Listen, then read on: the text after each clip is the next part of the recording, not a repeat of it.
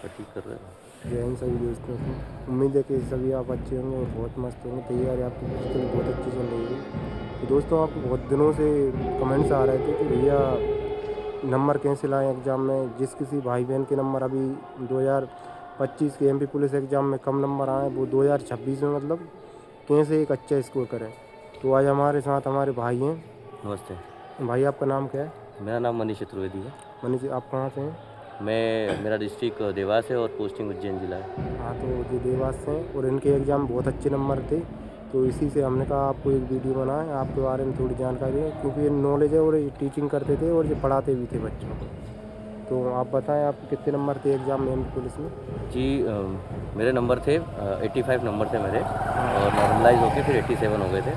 मेरा जो पेपर था वो 2023 अगस्त 20 अगस्त को था, जिसमें थर्ड शिफ्ट थी मेरी और सागर में एग्ज़ाम थी मेरी। और आप कैसे तैयारी करते थे वो बताएं। मेरी तैयारी वैसे सिंपल थी, मतलब मैंने ज़्यादा एमपी जीके नहीं पढ़ा था उस टाइम। मैंने एमपी जीके छोड़ दिया था, सिर्फ मैथ्स और रीजनिंग पे फोकस किया, हाँ, जिसमें मेरे मैथ्स में फुल नंबर मिले। मुझे एक भी नंबर नहीं कटा मैथ्स में। तो मैथ में आपको मतलब 65 में 65 नंबर जी, थे? 65 में से 65 भी है। मेरे पास उसके आंसर की भी पड़ी है। अच्छा। तो मैथ्स में मेरे एक नंबर भी नहीं कटा मेरा। रीजनिंग में ज़रूर एक आध दो गलत हुए, और बाकी जो गलत हुए वो जीके में ही गलत हुए थे। तो अच्छा। 13 मेरे गलत, मतलब 15 गलत हुए थे, जिसमें से मैथ्स में एक भी नंबर नहीं कटा मेरा। अच्छा, तो देख सकते हो भैया जी कि मतलब मैथ और रीजनिंग बहुत अच्छी थी, और आपको सिलेक्शन लेना है तो मैथ रीजनिंग तो भाई बहुत अच्छी करनी पड़ेगी, तभी आप फाइनल सिलेक्शन ले सकते हो। क्योंकि मैथ रीजनिंग में आपके नंबर कट गए, एक्यूरेसी घट गई, तो आप फिर कहाँ से सिलेक्शन ले। जीके वगैरह साइंस वगैरह तो ऐसे रहता है, वो कोई पूरे में से पूरे नहीं कर सकता, लेकिन आप मैथ और रीजनिंग पूरे में से पूरे कर सकते हो। पूरे 65 क्वेश्चन आते हैं तो आप पूरे कर सकते हो।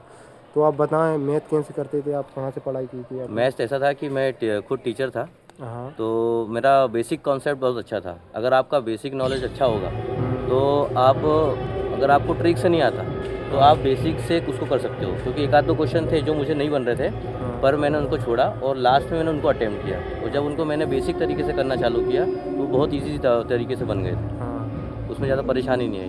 तो मैथ्स पे फोकस करना पड़ेगा अपने को, और बेसिक पे अपने को जाना मतलब आप ज़्यादा ट्रिक पे मत जाइए अभी। अगर आपका बेसिक अच्छा होगा तो आप ट्रिक खुद बना लेंगे। और रीजनिंग के बारे में बताएं थोड़ा। रीजनिंग ऐसा है, देखिए कि रीजनिंग में जो काउंटिंग वाली, जो फिगर काउंटिंग वगैरह थी, वो ज़्यादा आई थी उस टाइम। तो फिगर काउंटिंग में ऐसा कि वो थोड़ा से क्वेश्चन भी अटपटे थे, जो मेरे गलत गए थे, जो गिनने में आ ही नहीं रहे थे। और एक दो क्वेश्चन जो है उन्होंने भी, जो पीबी थी अपनी व्यापम, उन्होंने भी गलत माना है, तो उसके भी मार्क्स मेरे बढ़ के मिले मुझे, फिर दो नंबर बढ़ के मिले हैं। तो रीजनिंग में आप ऐसा कर सकते हैं, रीजनिंग में जो रिलेशन वाले हैं, रीजनिंग में जो रिलेशन वाले क्वेश्चंस हैं, और जितने भी पजल्स हैं, ये सब आप अच्छे से करके जाइए। बाकी काउंटिंग फिगर्स वाले तो ऐसे कभी उटपटांग क्वेश्चन भी आ जाते हैं, तो आप उनको नहीं कर पाएंगे, मतलब कभी कभी हो सकता है कि आप ना कर पाएँ उसको। तो दोस्तों, भैया ने आपको बताया, आपको जो लेंदी क्वेश्चन रहते हैं, तो ब्लड रिलेशन हुआ, देश एवं दूरी हुई, बैठक व्यवस्था हुए, तो ये आपको बहुत अच्छे से करना है। कैलेंडर वगैरह का भी अब सवाल आने लगे कैलेंडर हैं। अभी आ रहे हैं, कैलेंडर के। हाँ, आने लगे हैं। तो आपको एक अच्छे से करना है। आपको पहले बेस मजबूत करना है, उसके बाद आप मॉक टेस्ट कैसे लगा? मॉक टेस्ट मैंने अपने टेक्स्ट बुक से लगाए थे, और विनर का कोर्स भी लिया था मैंने। विनर का टेस्ट सीरीज भी ली थी मैंने। तो उसमें मेरे ये 80 82 78 यही नंबर आ रहे थे। 80 82 78 ये नंबर आ रहे थे मेरे उसमें। तो मुझे ये कॉन्फिडेंस था कि हाँ चलो मैं इस लाइन पर हूँ, तो मैं अच्छा कर सकता हूँ। और आप यूट्यूब से पढ़ाई करते हो? यूट्यूब से जी, कौन सी यूट्यूब चैनल? से भी करता था, जो मेरे आदित्य रंजन जो मैथ्स है, उससे भी मैं पढ़ा करता था, और एक नियॉन क्लासेस करके हैं, हाँ। उनसे भी पढ़ा करता था। तो ये थोड़ा बेसिक जानकारी देते थे मैथ्स के बारे में। अच्छा। और जी कैसे करते थे आप? जी के मेरा मतलब खुद के नोट्स थे मेरे, हाँ।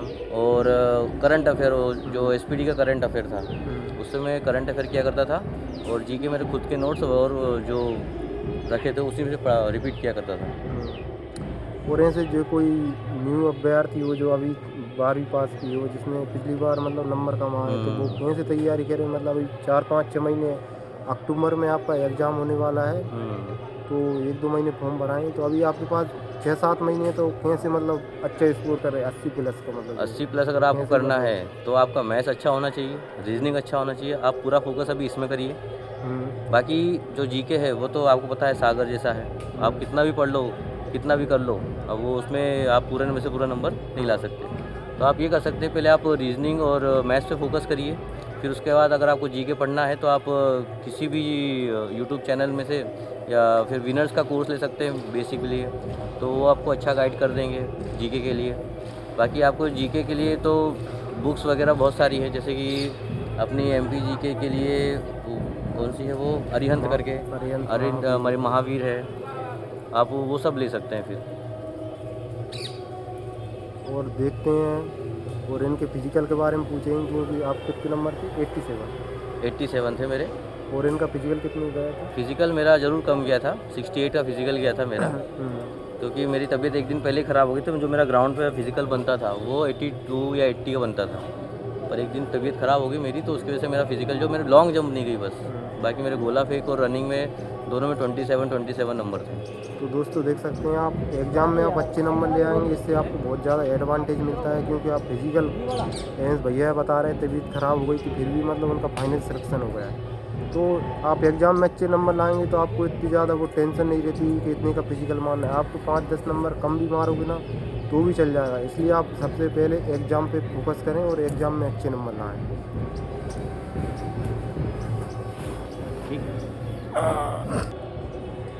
तो दोस्तों इनसे फिजिकल के बारे में पूछेंगे भैया से, क्योंकि फिजिकल उनका 80 नंबर का बनता था, और कैसे तैयारी करते, ग्राउंड पे क्या तैयारी करते थे, तो आप वो भी बताएं। देखिए फिजिकल का ऐसा है कि अगर आपके पास कोई स्पोर्ट्स है तगड़ा वाला, मतलब आप कोई से स्पोर्ट्स में अगर आप कंटिन्यू हैं तो आपको पहले इंजरी जो होने की चांसेस वो बहुत कम हो जाएंगे।